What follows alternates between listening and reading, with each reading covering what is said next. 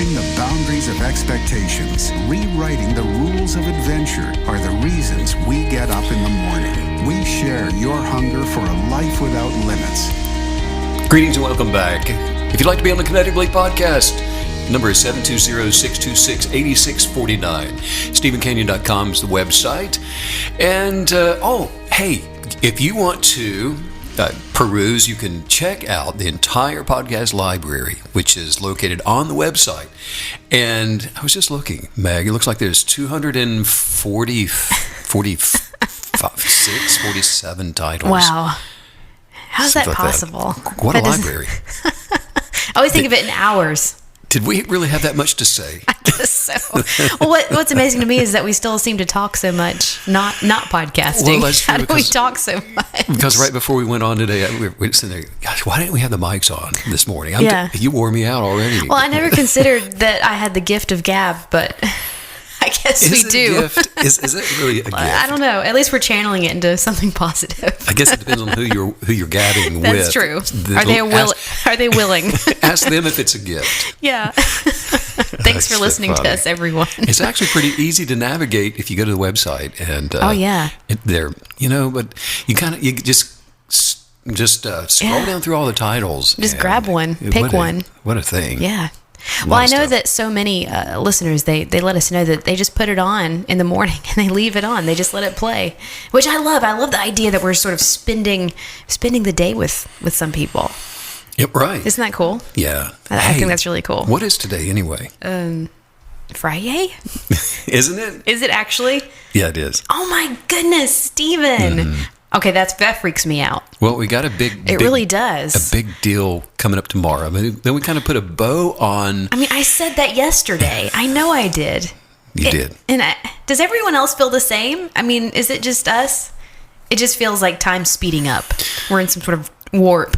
You know what I think it is? Time warp. If you make a point to recognize one particular day of the week, true. That's true. Then it's kind of like a little benchmark. It's sort of the motorcycle thing. If you say, "Hey, I'm going to start paying attention to motorcycles," they're everywhere. Yeah. And if you don't, you don't ever see them. This is true. So if you say it's Friday, then you get tired of saying it's Friday. You just feel like you're becoming abusive with the word because it's all the time.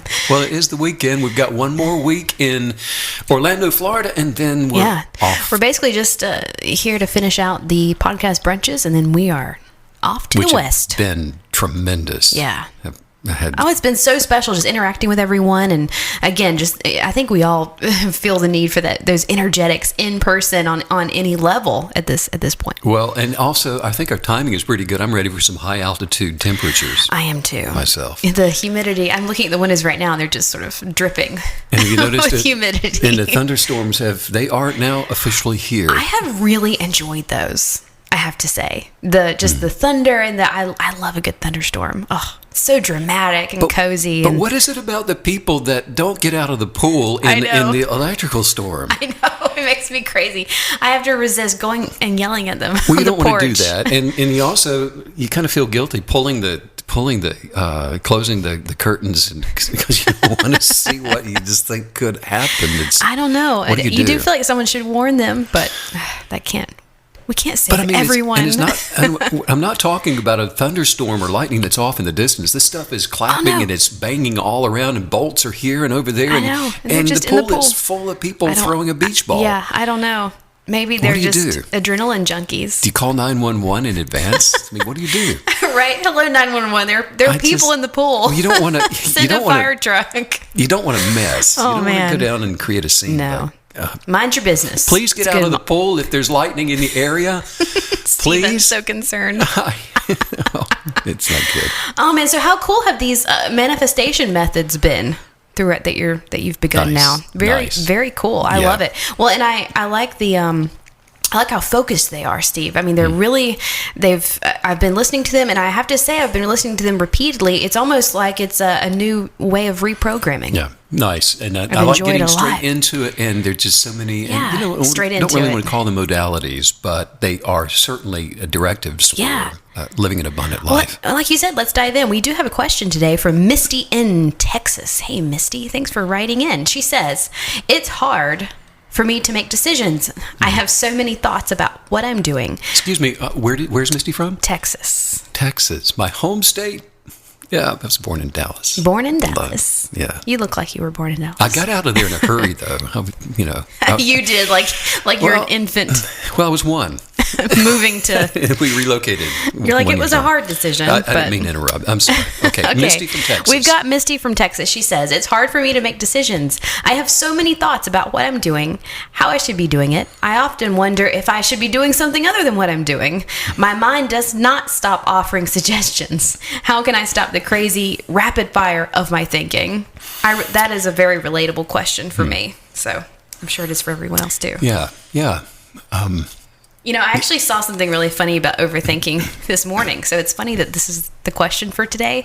It was a meme, and it showed those, when you have to prove you're not a robot on a website, and it has the stoplights, for example. And it was just giving that as an example of overthinking, because there's always like a corner of the stoplight in one of the boxes. You're like zooming in. Should I click that box? Should I just click two of the boxes? How much of the stoplight is in here? It's the trick question on the test that plagues us overthinkers. Yeah, there was a game show that used to come on many, many years ago. I don't remember what it was called, but they would present something like a curtain, a big box, and a small box. And then the contestant would just simply, using nothing but the apparatus of thought, try to decide which one they would choose one, and then they get whatever was behind the curtain or in the big box and the small box. Oh, that's pretty good. And I like that. But just think about it. We would all approach that task as if we're psychic. Like all of a sudden you feel psychic. Like, which one am I drawn to? Yeah, absolutely. Well, what else have you got to go with? That's true. Okay. Misty. Misty, Texas. Yeah. Overthinking. There is a dimension, in all of us that goes beyond the thinking mind. Like, do I want the big curtain, the big box, or the small box? But it's that intuition that goes beyond the thinking mind. And so when we have awareness of our thoughts and we follow after those thoughts, then what happens is, like you're expressing, I think in your question, you sense that you're being trapped by thoughts. Some of the content I'm working on now in a book that I'm putting wraps on, and was working some yesterday on one sentence. And next thing you know, several hours have come and gone, and I've rewritten that sentence in countless ways, into where I don't even know if the sentence is saying the same thing. But if you think about it, there are endless ways to say one sentence. Right, and then eventually, even the letters and the words start to look weird. And you're like, is that even a word? Is that even how you spell that word? Will everybody understand the symbol for pi? I mean, what are we doing here? You can overthink anything, and you can easily get trapped in the constructs of those thoughts. Well, and overthinking definitely perpetuates itself, like you're saying. I mean, it's a black hole. It's an absolute black hole, and it's very hard to get out of it. And the funny thing is, Meg, is I refused to stop. I was not going to get off that bull. It was not going to throw me. And so, okay, we'll play this game. How many different ways can I write this sentence? And it is a black hole. You don't come crawling back out of that. So it was. Who won? You were the sentence. Well, who did win? I don't. Well, now that you've told me you committed to it, everybody loses in that one, because you do become trapped by your thoughts. And kudos to you for recognizing that this is a trap, and that you have that sense of being constricted because of those thoughts. And what's happening is you're beginning to recognize this endless stream of consciousness, the thinking constructs that can morph into anything if you give them the opportunity to.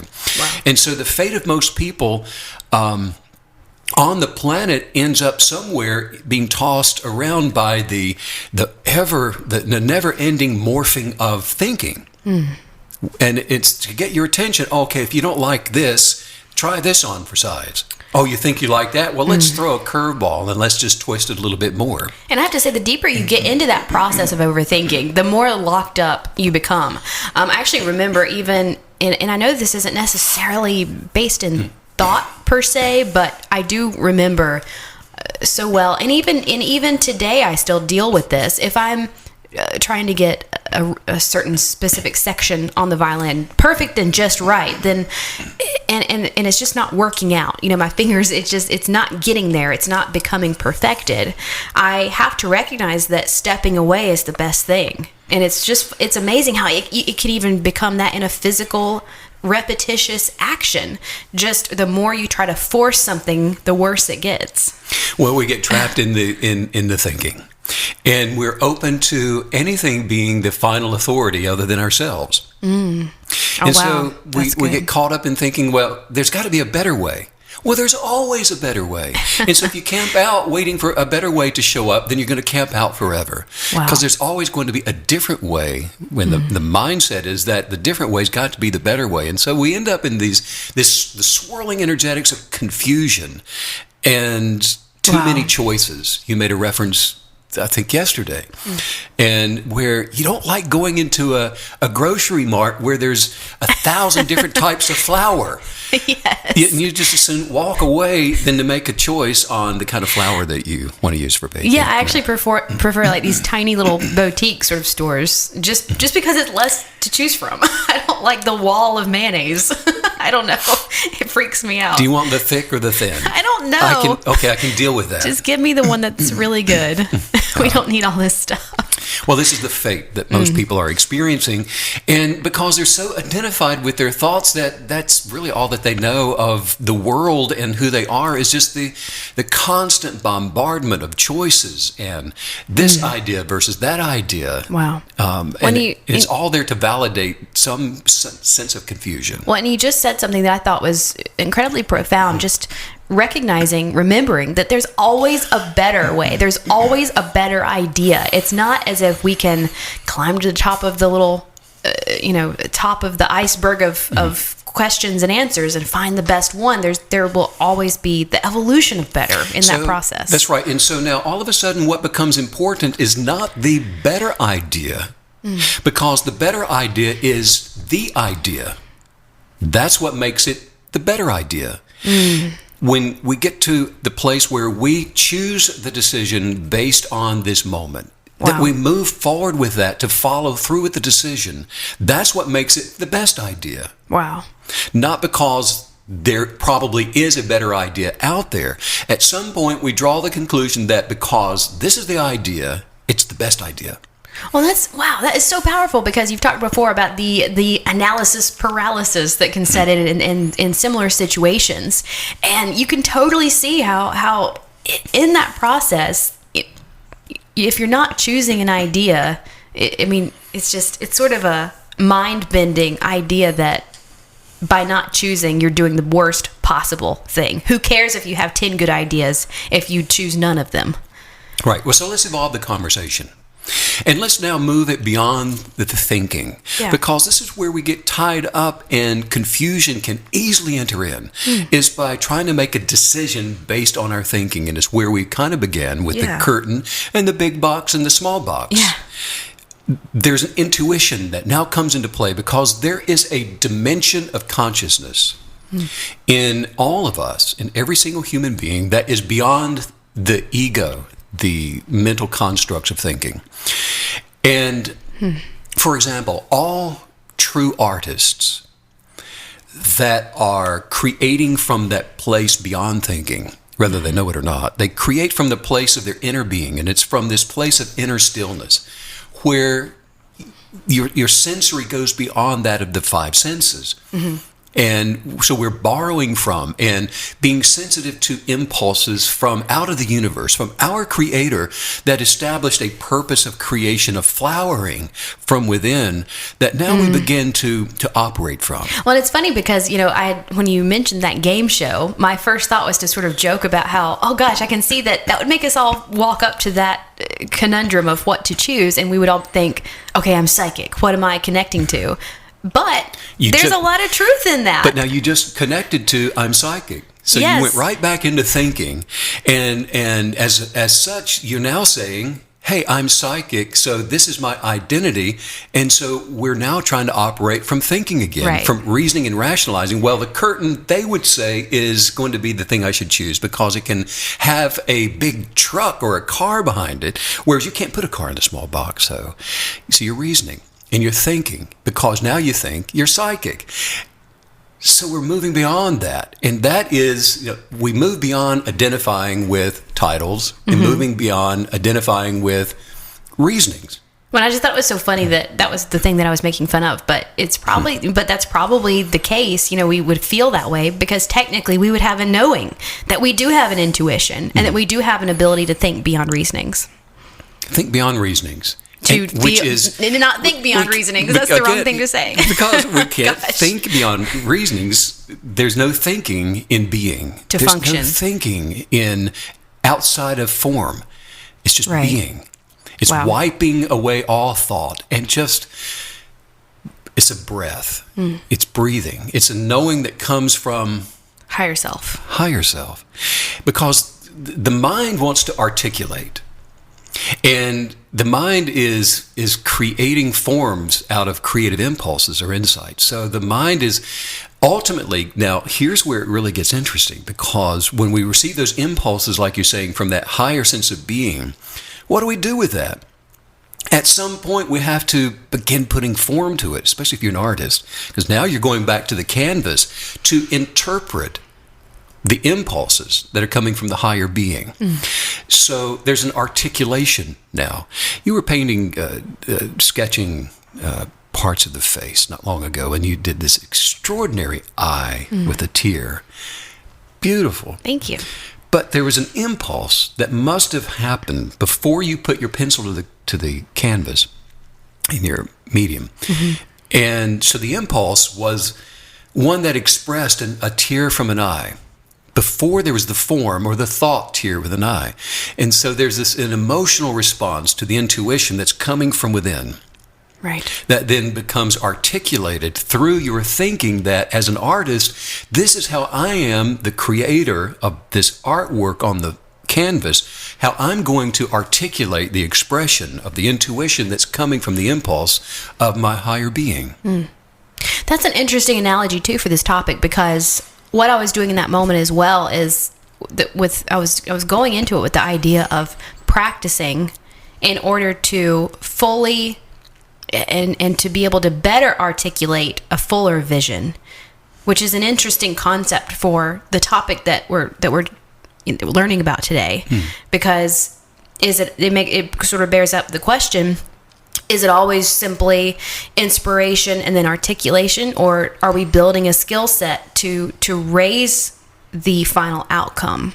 That's a great question, and the answer to that would be to receive the inner unction. And if you don't have the inner unction, wait, there needs to be some more meditation before you begin to articulate. Otherwise, we are in a reversed sensory perception of thinking and then performing. Wow. And that's where confusion enters in. That's where we find ourselves camped out waiting for the better idea to show up. Camped out waiting for the better idea. Wow. Paralyzed. You can spend a lifetime there. Paralyzed by all the choices of the various brands of flour.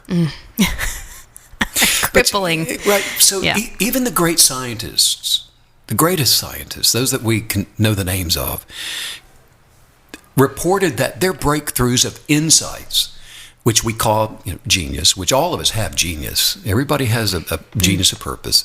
But those that have the breakthroughs of those insights, they all they came at a time of the mental disconnect that we're talking about.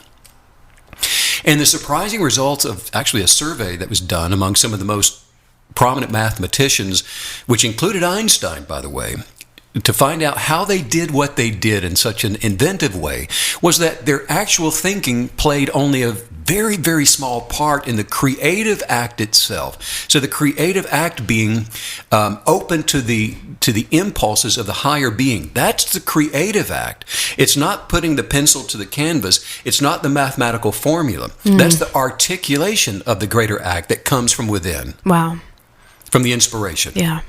And so the person that's open to that, the artist, the composer, the violinist, the accountant, all of us have a way of connecting to that higher sense of purpose, the inner genius of purpose. I was just going to say that's a really important distinction that you just offered up, because that is not where my understanding was going at all. And so that's a huge distinction in understanding this process of connecting with the higher self, pursuing the answers and pursuing the answers to these questions from the higher self, the difference between the action and the articulation. The articulation being the purpose of life is to have fun with our intellect. In other words, to articulate the impulses that are coming out of the inner being, right, in a way that can be expressed. Right. And so the action is to reiterate and make sure I understand. So the action is the opening up of ourselves to that unction, to that directing from, yes. Yeah. And is that from the universe? Is that where that's coming from our creator? From what is the source that we're opening ourselves up to? All source comes from the creator, comes from that first original impulse, the bias that was before the Big Bang that put all of this into an articulation. Wow. So, very cool. But the simple reason why the majority of people are not creative in this sense with their inner genius that we're talking about is not because they don't know how to think. Contrary to that, they do know how to think. That's the problem. And that's the problem, because we're twisting and we are meddling and we are manipulating and trying to ascend to some sort of supremacy through the fallacy of thought, of thinking. Which then opens us up to all kinds of thinking. You're like, hang on, ignorance is bliss. Who knew? Right. All along, right? That's why he's so happy. That's great. And so, but this is what happens when somebody doesn't know how to stop thinking. They don't know how to turn it off. Wow. And you can really see how that would become, if you allow that to fester, the overthinking to fester, how it would absolutely become a source of torment in your life. A tormented way of living.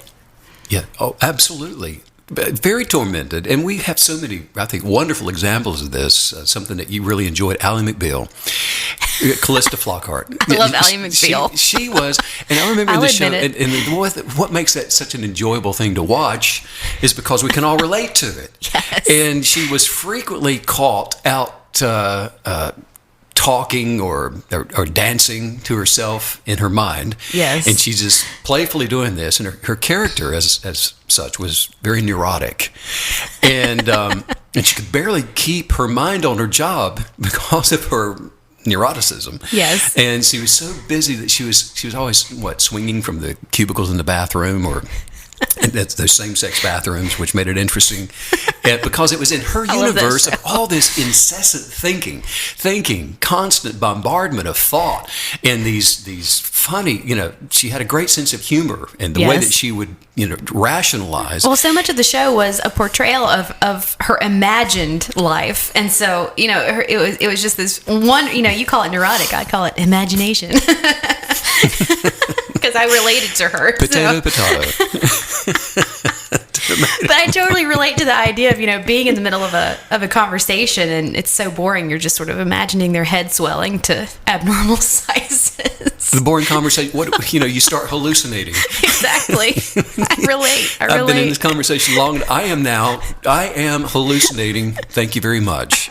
But she would start all these little dancing routines, and you see the dream sequences. Which, gosh, don't you know they had fun? Oh man, those things. I love it. Because everything in the hallucination now becomes possible while somebody keeps talking, sure. Or this mundane scenario is unfolding.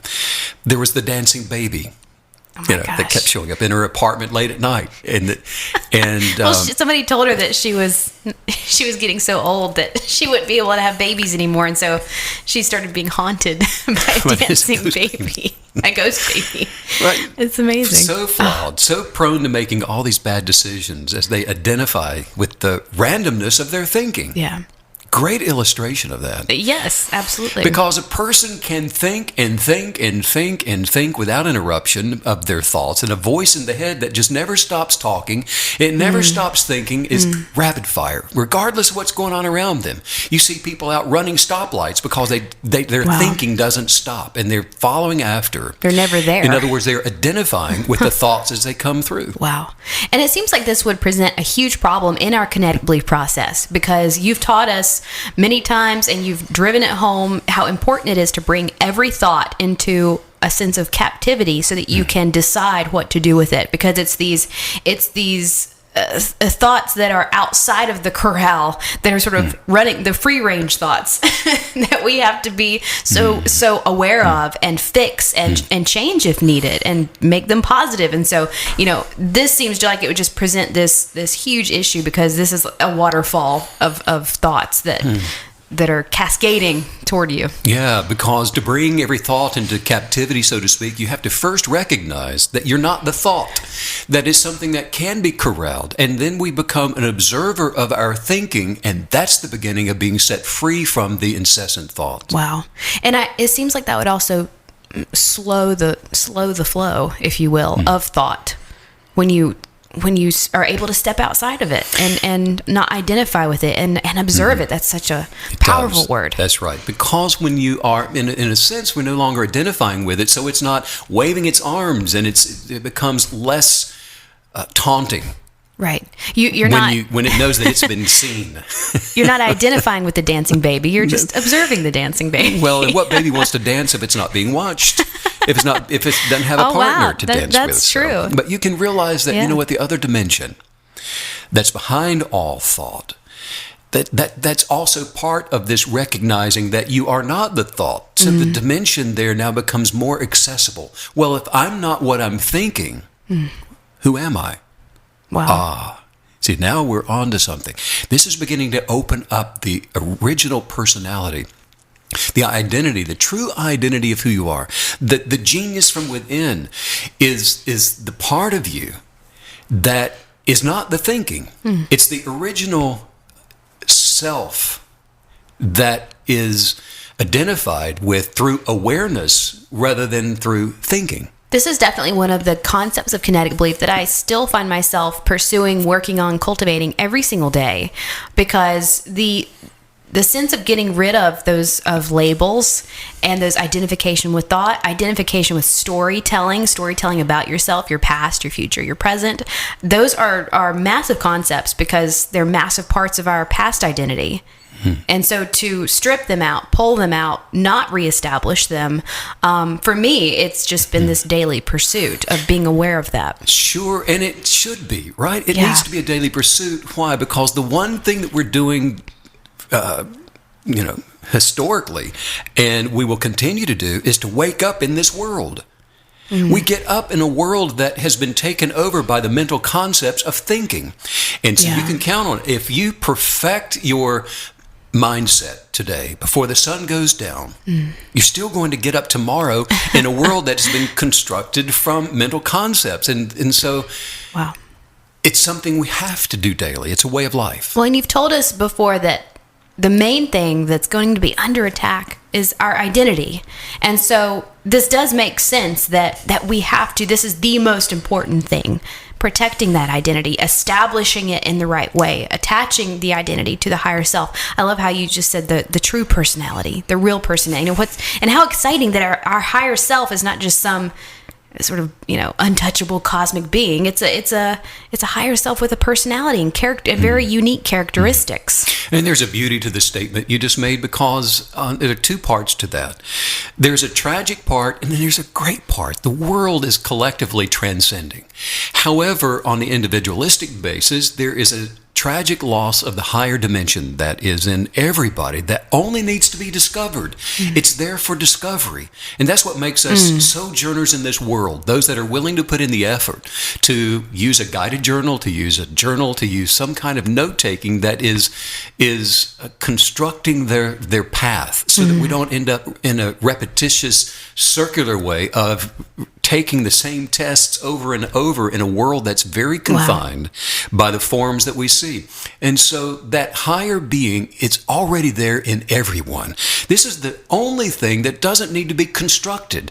The only thing that will remain when all forms dissolve. And that's why your concept of rewilding that is obviously so powerful is that's the why. That's why it's so powerful, because it's the one common, it's the one indestructible, the one eternal facet that we're returning to and every day, all the time. And that's why we use the word rewild, because we're going back. We're not moving into the future. We move into the future properly and abundantly by going back to the original past.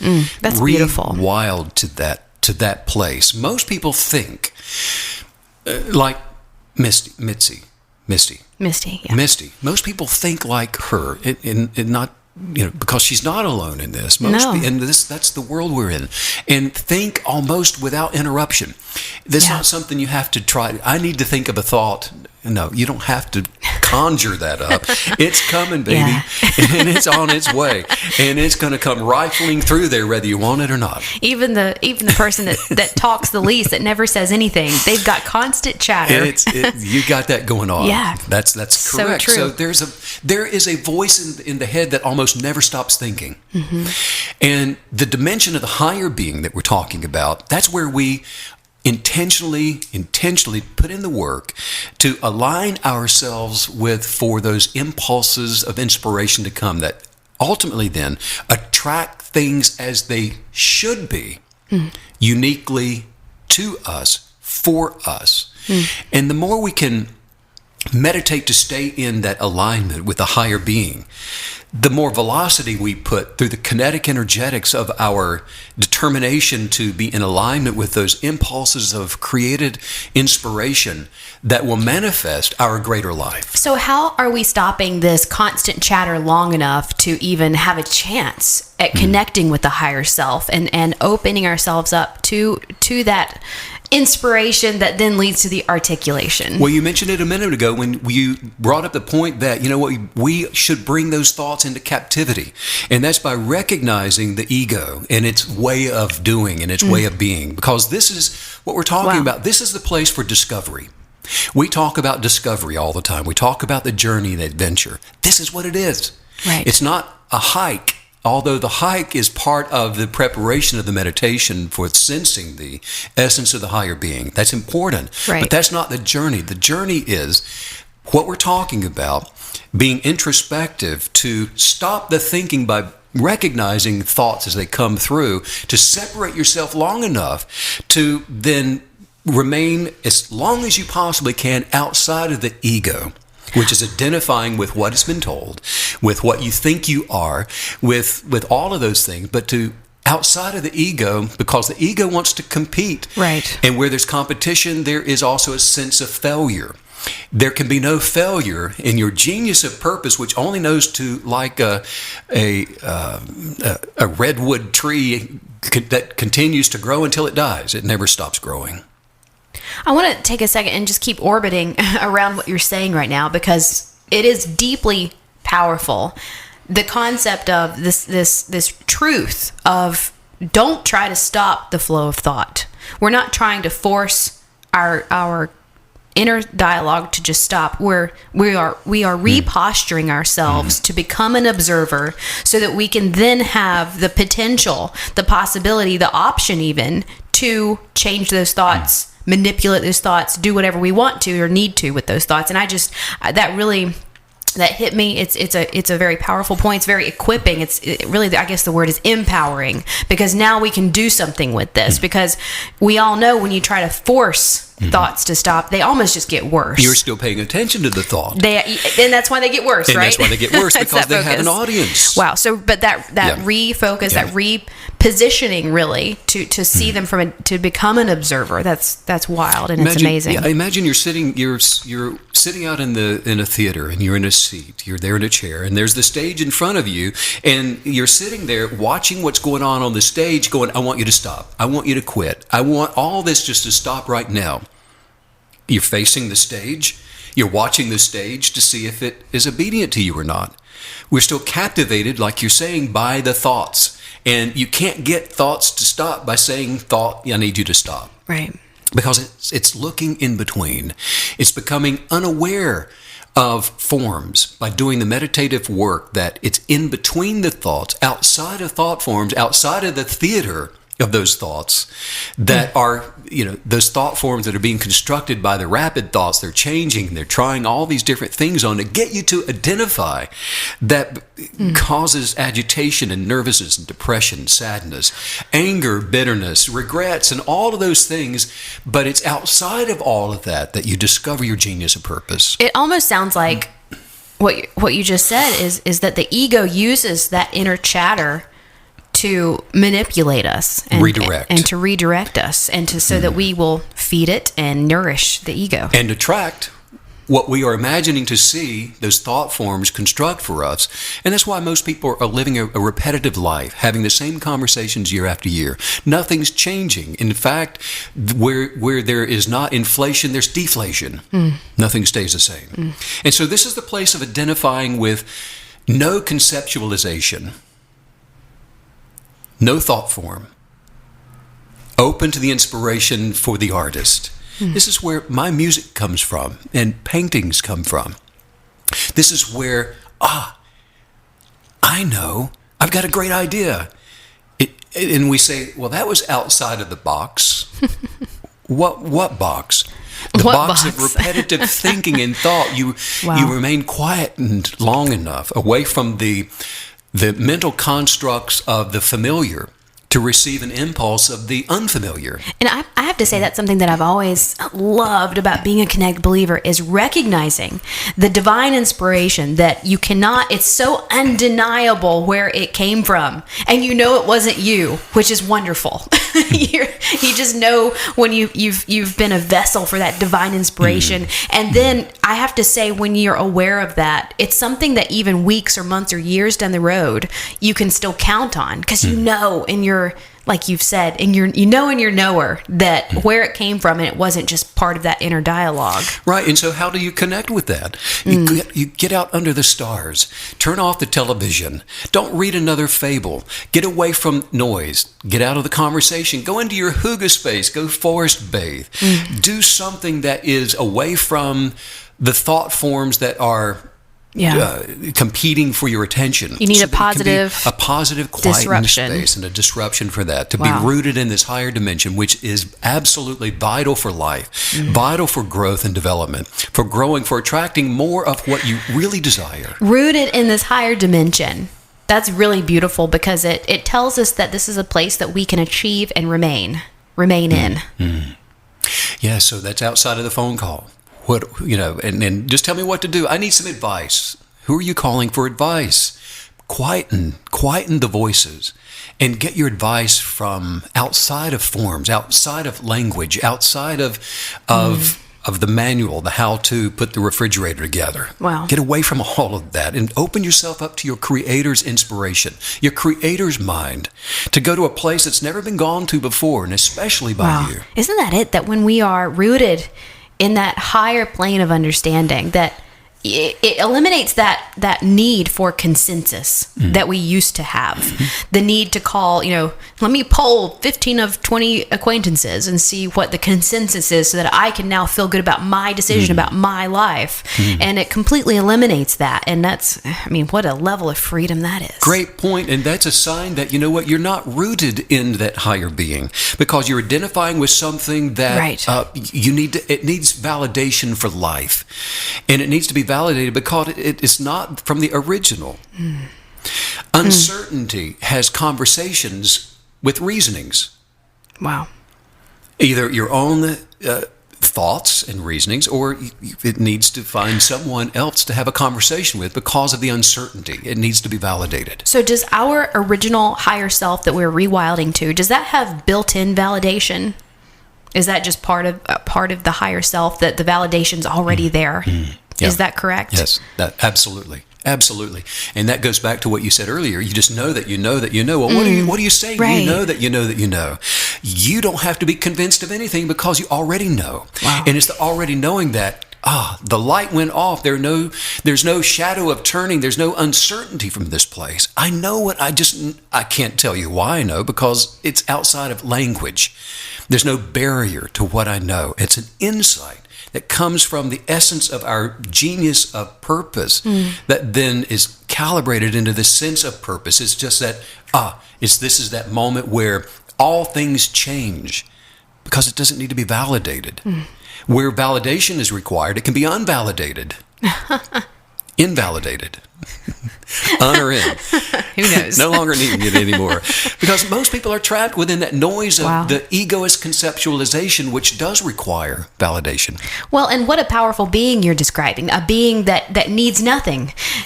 All the nourishment, all the validation, all of the answers, all the questions, all of the manifestation powers, all of it. It's coming from within, because it was. And isn't that cool? Isn't that beautiful that's the original self. The original self is equipped. We weren't just put here as like a little amoeba with nothing, no capabilities. We are fully equipped. What do they call it when a car has like fully loaded? Well, we come fully loaded. But then you find out there's one more thing that it could have been loaded with that they just came out with in 2021, and doggone it, I've got to trade this one in for the one that really is fully loaded. It's a new windshield wiper. It's a new thing. It's a new concept. It's a new something you can reason with. And so it's never really fully loaded. We're always advancing to try to become something else when we are reasoning with it. We've dealt with shipping brokers in the past that are entrapped by the madness of these reasonings that we're talking about. And it truly is a sense of insanity. It is. There's always something different or better or more. There's competition, there's winning, there's losing, all these things. So what they do is, and we found they would cancel shipping to rebook shipping, and they cancel that to rebook it again. And next thing you know, it's 6 months late because the madness of reasonings with the shipping brokers, it's never satisfied. Well, and what a perfect example of reasonings. Reasoning is the epitome of, I'm sorry, you need Form B, but you need Form A to get Form B, but you need Form B to get Form A. You need to fill out Form C but you need Form A. I mean, so it's mutual destruction within the reasoning world. Mutual destruction because you've got somebody that's clamoring to transcend some sense of success. They're trying to pull themselves up by the bootstraps, you could say. Yeah. There's always the better. Conditions that are caused by past reasonings through experiential knowledge, all just caught up in mental constructs of thinking. Any kind of condition that imprisons people, you become encapsulated by that. Mm-hmm. And these are people who derive their identity through thinking by whatever a thought is telling them about themselves, about their business.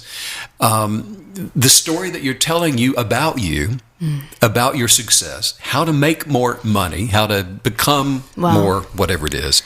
And this is normal, but extremely limiting. And so dangerous, because every thought that you just described is only the beginning. So if you choose that thought door, it's this black hole into a million other thoughts that are related and negative, and it's a rabbit hole. It's a rabbit hole, and rabbit holes are pretty tight. You ever try to go down a rabbit hole? It's very constricting and suffocating. I certainly dreamed about it after Alice in Wonderland the first time. You showed me a video not long ago of some guy. I think he was going down a little tiny hole through a. Oh yeah.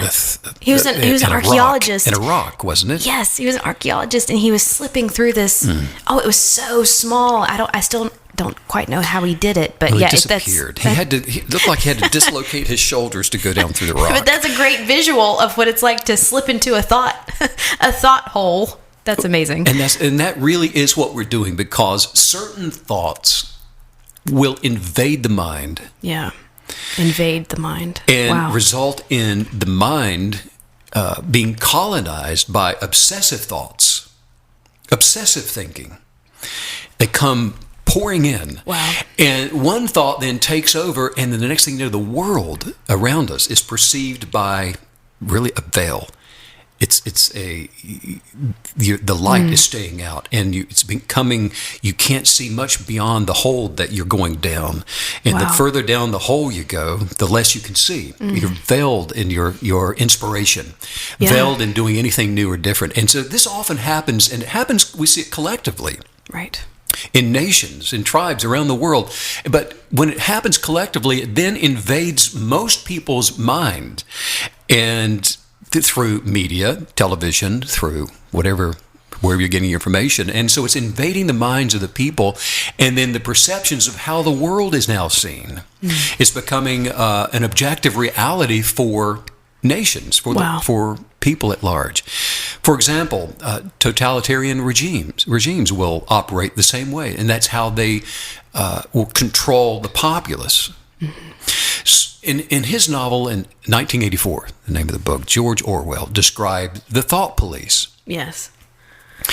And he wrote that in 1949. Wow. But That's crazy. The thought police would only allow people to think certain things. Yeah. Where the collective mind then becomes possessed by certain ways of thinking. Well, we do that on an individual basis as well. Great illustration, though, and wow, that came to pass, didn't it? And here we see the world now, where it is literally not tentatively, but connected through the tentacles of information. Yes. That, it's thought control. But the overall message of 1984 is the totalitarian governments, such as those of Nazi Germany and Soviet Russia, were bad. And when Orwell wrote 1984, he was concerned that governments were moving more toward totalitarianism. And he worried that these governments might start taking away more and more of people's rights and their freedoms by putting them into the constructs of a box. Rights and freedom. How do we take rights and freedom? How can you really take the freedom away from people? It's by removing them from contact or awareness of sense of purpose, that higher being that we're talking about. Well, we do that by moving them like cattle into the mental constructs of thinking. Wow. Get them to identify with thinking that is away from the original self, and then you get everybody thinking alike, acting alike, being alike, talking alike, and then the individual who truly is free. You can't remove freedom unless you move them into the corral of thinking. Wow. But for our purposes, it really is a good illustration of how people identify with thought. And if thought changes, then the identity changes. That's why this is so important to the KB. That's why you and I do this, what we do day in and day out. There's nothing more important to this world than for the individual to unconditionally love who they were created to be. And to put in the work, because this is a work. Love is not something that happens to you, not this kind of love. Love is something that you are. And it's when we align with the love of the essence of who we are, by accepting that, no longer trying to conform to who we're supposed to be according to the mental construct of someone else, that we become the flowering, human, beautiful, creative being that we were created to be. I always love podcasts like this because I like having little triggers that I can be aware of to know if I have stepped outside of my higher self or if I'm about to. And so this concept of overthinking, it's so important to understand how to move beyond it, live beyond it permanently. But it's also vital, based off of what you're saying, to see it as, oh, I'm overthinking. My thoughts are becoming obsessive. That means I'm slipping out of the higher self. And I just love having these precursor flags that I can have awareness for. And it you can learn those traits, you can understand those triggers, and it helps us live better and more efficiently in that higher self. Now, you say you recognize when your thoughts are slipping. Give me a good example of that. How do you know when your thoughts begin slipping? When a thought is negative, we intrinsically know in the moment. We have that sensation. They even say that your gut is almost like a second brain. It has so many nerves. It's got its own nervous system, and so we obviously know when a thought is negative. So that's the first response. And then I think when it becomes repetitive. Now, how do we know when a thought is negative? how do we know when a thought, isn't it just a knowing? I mean, how can you not know? Well, you mentioned the mind and the stomach. You feel bad. Yeah. You feel bad. You feel bad. Well, and it's we are destined for perfected completion. Mm-hmm. And anything outside of that concept of self is negative. Mm-hmm. St. Paul in the Bible. Yeah. Fascinating. There's some scripture in there where he says, "Why do I keep doing these things that I don't want to do?" My favorite quote. Right? If St. Paul's doing stuff he'd rather not do, well, I can take a pass, right? It would seem, yeah. But why does a person, why do me, any of us, why do we do things we don't want to do? And who's the me that's not wanting to do what I'm doing? Yeah. That's the pluralistic nature of all of us. That's the thinking person versus the inner being. So the higher being, the essence of self, is dissatisfied with the thinking one because it knows it's greater. It has so much to offer. And that's where disappointment in self comes from. That's the knowing that you already have of your higher being. So when you find that you're disappointed, the one that's disappointed with the one that's doing the thing you'd rather not be doing, that is the higher being that we're talking about. Well, and it's interesting what you just described, because I have to say the ego most of us have lived longer with the ego than with the higher self. It just takes up a lot of your life. It takes a long time to even understand the difference. And even if it's a little lopsided, we've all had experience with the ego, many years, even if it was a long time ago. But that ego has such powerful habits. And I have to say, when I step into those negative thinking traps, or I feel my thoughts slipping, or emotions arise out of seemingly nowhere, usually it's almost as if it's some sort of latent old habit of the ego. Well, and I would like to take what you just said, because I think it's a very interesting point when you say most of us have lived longer with the ego than the higher self. That's kind of like if you have an older brother that you never play with, but the older brother was there in your life longer than the younger sister.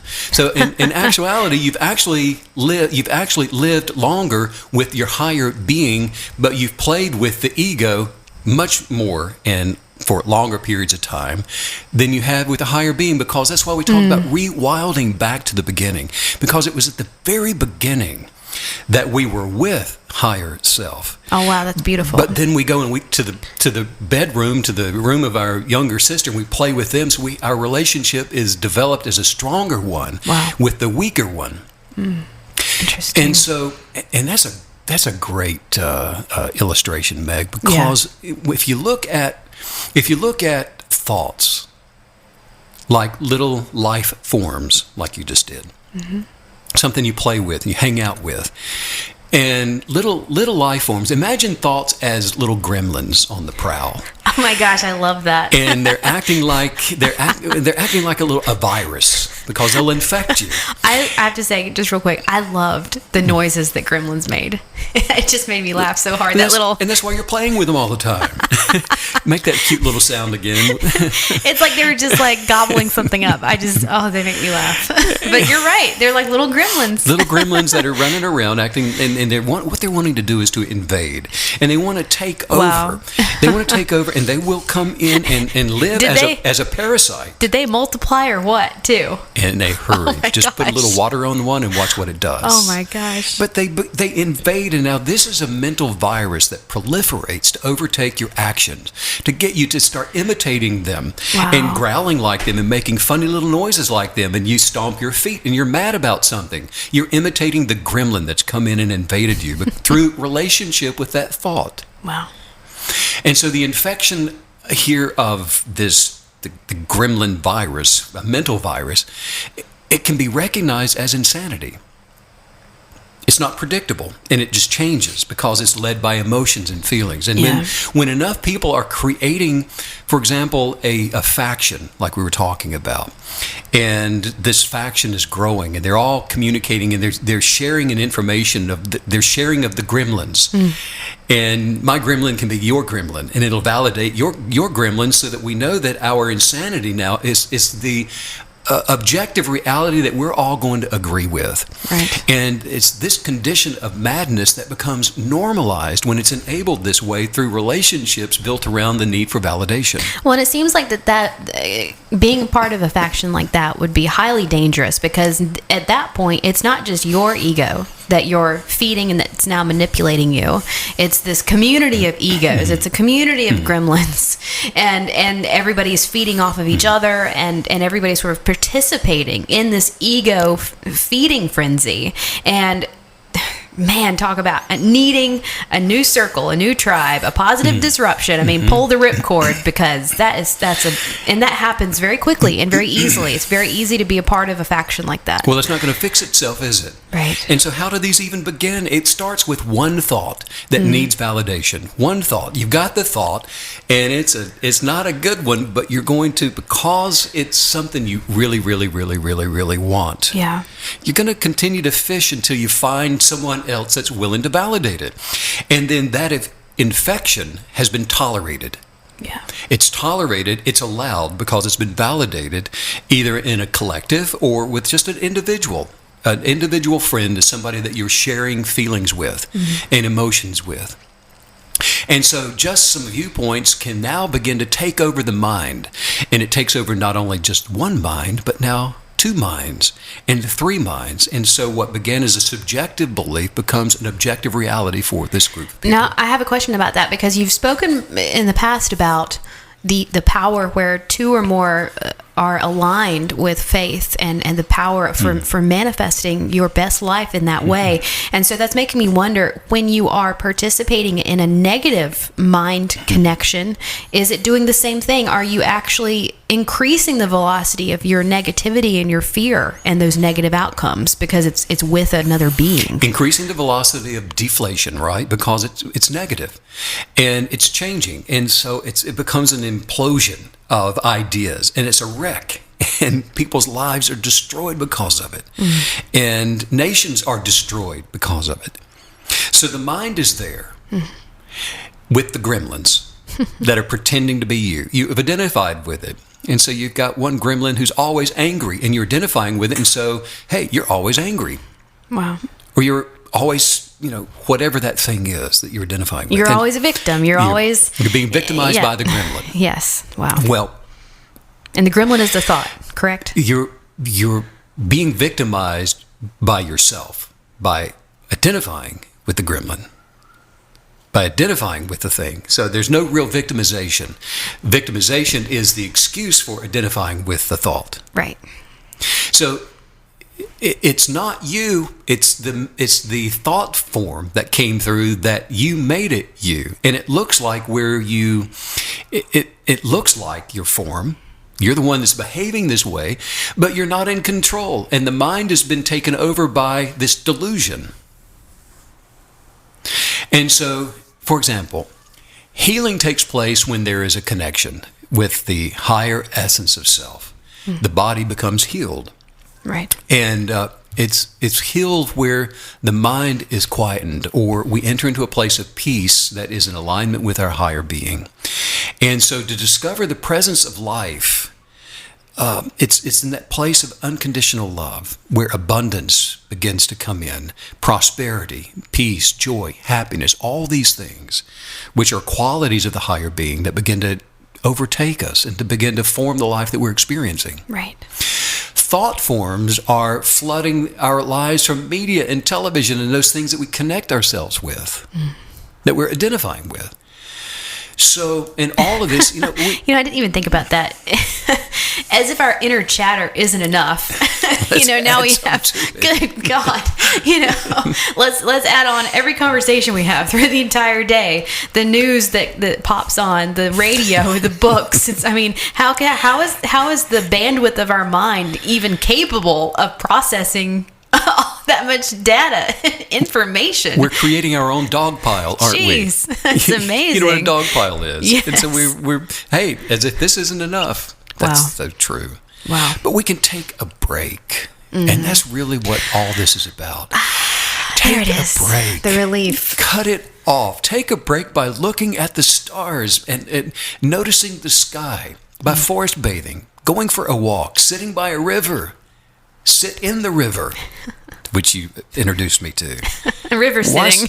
Steve, why sit on the side of it? Come out here and sit in it with me. You missed the part, though, where I put my chair on the wrong rock and fell in. Did you really? Yes. So you were really just drying off. And, right. I thought you were sitting there for hours. Pretty much, right. I did not know that. Sit by a lake. Walk along the ocean side. You've mentioned in the past Einstein, Da Vinci, they would use staring at water or a flickering flame to achieve the absence of thought and then connect with the higher self for inspiration. Is that the same thing? Absolutely. Yeah. And that's why we were attracted to a campfire, and you'll see all the chairs circled around. It's not just to stay warm, but it's, and you see that everybody's gazing into the flame, the flickering, and to disassociate with their thinking. There's peace in that. Wow. And so we turn off the bombardment of those thought forms so that we can get off of the downward slope, the drain that the thinking will take us down. And the most vital part of all people is the dimension of life, the dimension of all this, so that we can become more aware of what the mind is doing. I'm still hearing you say, and I loved it. I just loved that moment because we've been talking for almost an hour now about, the nuts and bolts of how all of this is even happening to us and understanding that. And then there was this moment of, you said, let's take a break. It felt so good. I saw relief come over your face. Can I please? Your face relaxed. I saw that happen. I could feel it relax. But that's beautiful, isn't it? And isn't that's something that makes me just, I'm more in love than ever with kinetic belief, and that's a reason for it, because kinetic belief is always centered around peace and letting ourselves, quote, off the hook, and lightheartedness and peace and relaxation, and taking a break, stepping out of the madness and into the, sit by the campfire, be mesmerized by something to access that higher way of living. Again, that makes me fall totally in love all over again with being a KB. Well, I don't know of anybody that wears their thinking more audaciously than you do. And I can see it when you start thinking, for example, when we start doing the podcast, I mean, we're 3 minutes into this, and you're hot and you're taking off your sweatshirt. And then as we keep going, and you pull, I get worked up. You get loose, you're loosening your clothing, and you're getting heated up because you're wearing the thing, and the pressure of the thinking is causing the physiological response to that. Oh, the excitement, whether it's excitement or concern or you name it. I mean, and I've tried. I got to tell you, I've tried, Steve, to hide my emotions, and I cannot. But that could be a good thing, though, I guess. I think it's a great thing. Okay, Don't good. you ever hide your emotions. Good, because I can't. Never do that. Don't. Right. But no, don't get me wrong, because I don't want anybody to go away from this conversation today thinking that thinking is not a good thing. Because you still have opinions and you still have viewpoints, which are thoughts. But they do not give you your sense of identity anymore. Wow. That's what I want you to get. They are there for your enjoyment, but not to identify with. There for your enjoyment, but not for you to identify with. They are viewpoints. Yeah. And your identity is no longer invested in it. Your identity should be, and if we do the work to invest our identity in our higher sense of being. And it seems like on the other side of this process, we have now switched from that, first of all, from being underneath the thoughts, almost a victim to the thoughts, that we now have repositioned ourselves to use thoughts. Not only are they not negative, but now they can actually become a tool to assist in building and constructing our identity in the right way. Isn't that it? That's key, because, they become a tool. And since we're no longer identifying with thoughts, here's what happens. People with other viewpoints are not your enemy, because your identity is not your thoughts. Wow.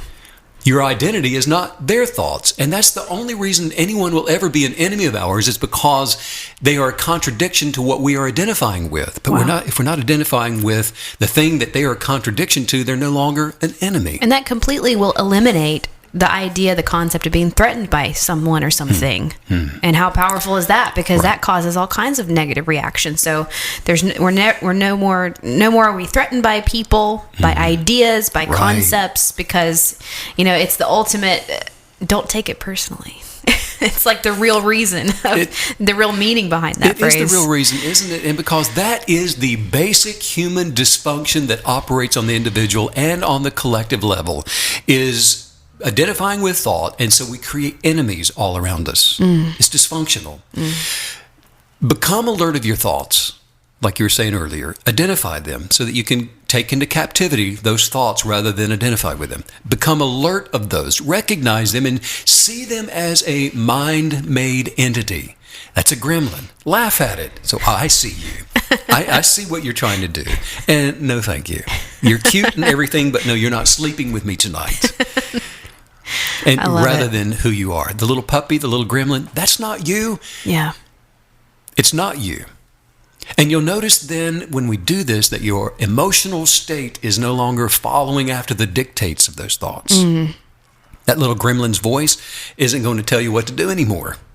And all of a sudden your emotions, they're not up and down, left and right. You're achieving a steadfastness in your personality and in those emotions. Achieving it by disconnecting from the idea that we need to change what we see. I need to change them so they'll be like me. I need to win this argument so that I can continue to live in this thing I'm identifying with, to then align with what your thoughts are telling you to believe. The alignment goes within to the higher being rather than trying to rearrange the world so that I can live. Wow. The world as it is evolving. And in my lifetime, right now, quicker and faster than it has before. And people are going through what they need to go through. People are experiencing what they need to experience and what they need to learn, and they are growing in the way that they should grow and need to grow. And so all these things that we're talking about today, they are, when people are identifying with thoughts and they're doing it through debate or politics or whatever it is, these are all tests that people are taking, and we cannot take that test for them. Let them take their tests while you take your own test. I had a friend of mine, a little girl in the 10th grade, and I was taking a math test, and we made the arrangements before the math test that she was going to, it was a multiple choice, and she would tap her pencil 2 times for B and 4 times for C to help me get through the test that I had not studied for. Let me take my own test. And she needs to take her own test, even though I arranged it. Did the cheating pay off? Did you? I don't think so. Well, I may have gotten a C, but no, it did not pay off. I can't even claim that. But we should not be upset because people are taking tests. Don't run in there as the hero of their test and carry the water for them. You're enabling them, and you're not doing them a favor. You're not loving yourself, and so you're not loving them. We don't enable the world to change the world. That's not how the world changes. People need to take these tests, and we love them for what we know their higher essence of being is, not for the fallacy or where they are in this life. While they're getting some answers right and others wrong, let them get the answers right and wrong so that they can learn and develop and grow the same way that we personally do. Well, and you and I recently were talking about this, outside of the podcast, and you said something that I found very impactful. And it was that if we are carrying this emotional water for people, if we are giving them, not allowing them to take the test, we're stepping in and carrying that burden for them, that it's easy to not realize this, but that's actually us judging them and being in judgment of someone. We're judging them that they are not equipped, that they are inadequate, that they cannot handle it as we can handle it. And that really hit me hard. That hit me in a big way, because you think you're just being helpful and being nice and being, being a friend in the moment, but it's judging. It's passing judgment, which is always going to be detrimental to yourself and to them. And it comes right back to validation, because what we're actually doing is, this is a person that doesn't want to have really that much to do with you. And you're sitting there going, I still need to be validated. So I'm going to come over there, carry the water for you to get you to align with the way I'm thinking, that I'm doing, that I'm passing my test, so that I can continue to live. Mm-hmm. So the necessity of having someone else like you. Wow. Is something that you're still identifying with rather than looking within. The epitome of staying in your own lane. Stay in your lane. Just stay in your lane. And hey, if that's not enough, the answer to, well, what do I do while everybody else is out here stumbling around? Appreciate the beauty and the aliveness that's around you, that's within you. Go ahead and take a walk in the garden and know that all is well. And that the world and its people are evolving to become what they should be, and that they already are that higher essence within. Right. And don't get mad at the caterpillar for not yet being a butterfly. Well, and it's sort of funny too, because there's always, you begin the podcast by, saying that there's always a better idea. But there's always someone not stumbling as much as you are as well. So it's sort of hilarious to look at someone and think, well, I'm not stumbling and I'm doing this right and I've got everything figured out and they don't. But there could be someone outside thinking the same thing about you. So it's just the nature of the comparison, the nature of the competition that is so wrong, and so it should be so foreign to us and outside of the scope as a kinetic believer. People are changing. And they're moving, and they're growing and developing. And so we don't get caught up in where they are. It's like the two boys that we saw that were at the end of the competition.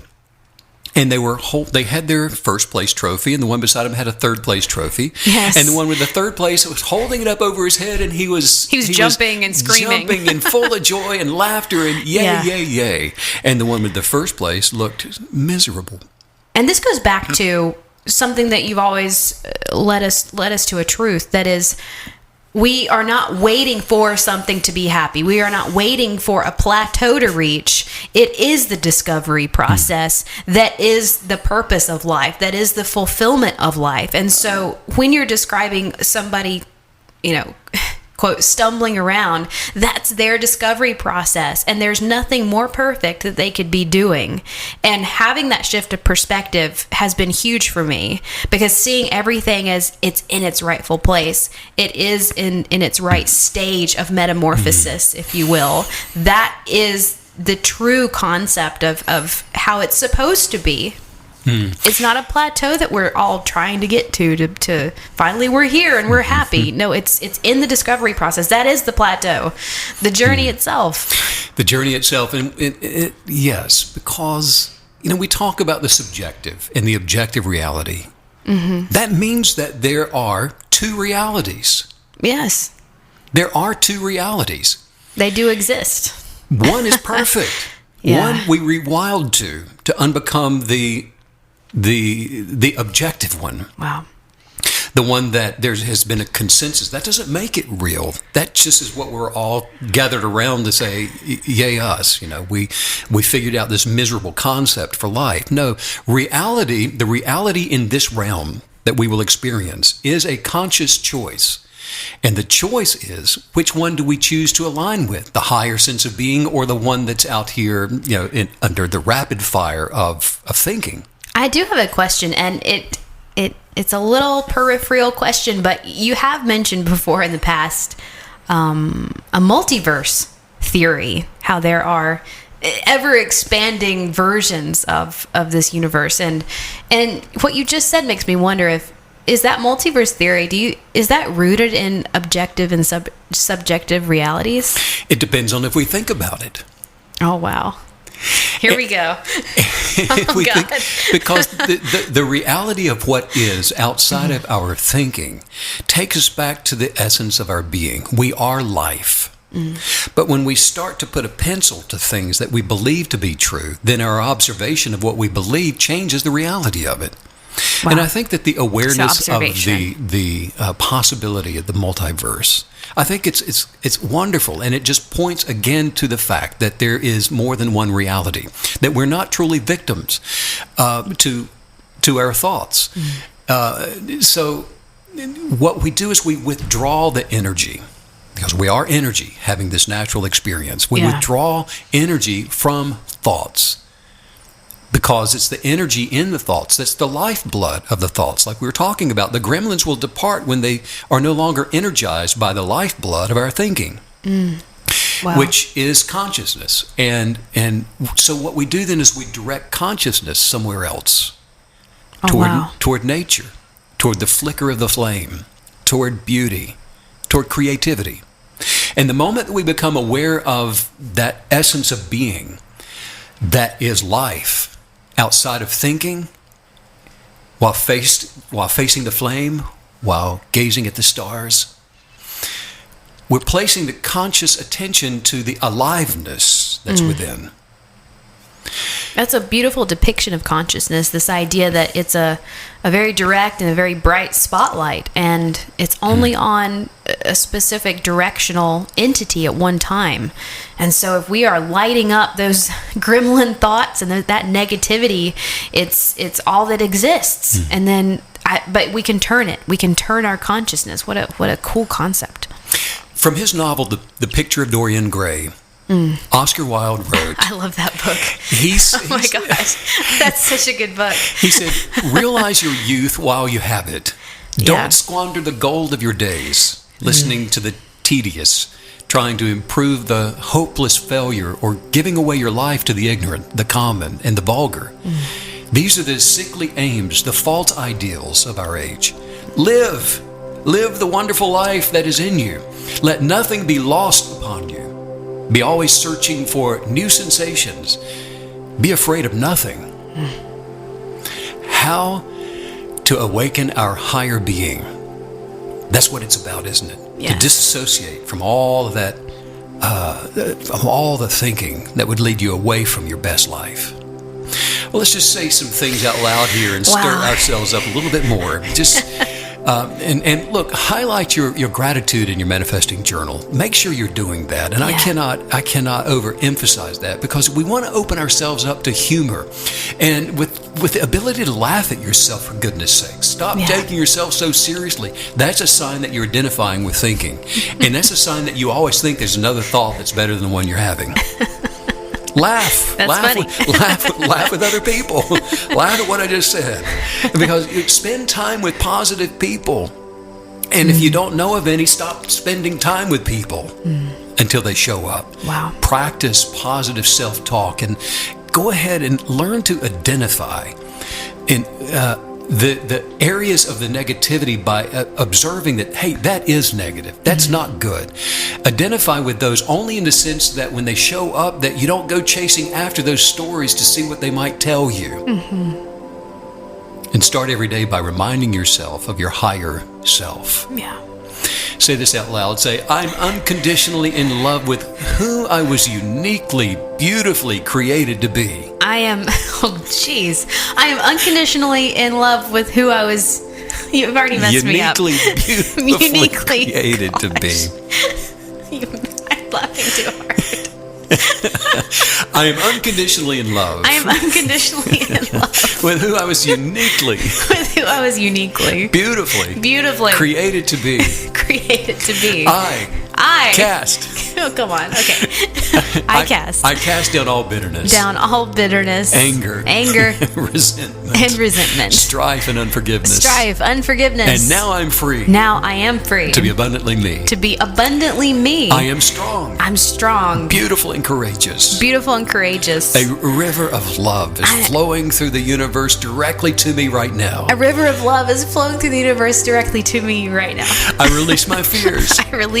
And gratefully expect. All that my best life must become. Right now. On this spectacular spectacular day. On this spectacular Friday, I'm attracting a great wealth of abundance. I'm attracting great wealth of abundance. And because I'm me, And because I am me, I love me I love me unconditionally. unconditionally. And I am peace. And I am peace. I am joy. I am joy. I am happiness. I am happiness. I am prosperous. I am prosperous. I am abundance. I am abundance. And I love unconditionally And I love unconditionally all others. all others. And this is my life. And this is my life. That's amazing. Oh man, what a fun and fast-paced podcast this has been today. I just felt like I couldn't quite get enough. We could have kept going for hours and hours. Didn't you feel that as well? Absolutely. Like we just had to cut it off at some point. By the way, everybody, the new website is so fun. It's so cool. We have apparel. We've got household products, Kinetic Belief, new resources, free resources. If you go there, you can even download a free Law of Attraction planner. There's so much going on there. It's very cool. So go check that out. It's StephenCanyon.com. Everybody have a blessed weekend. Sending out much light and love to all you KBs. All the KBs. Thanks as usual, Stephen, for all the laughs and all the love and all the wisdom. Bye.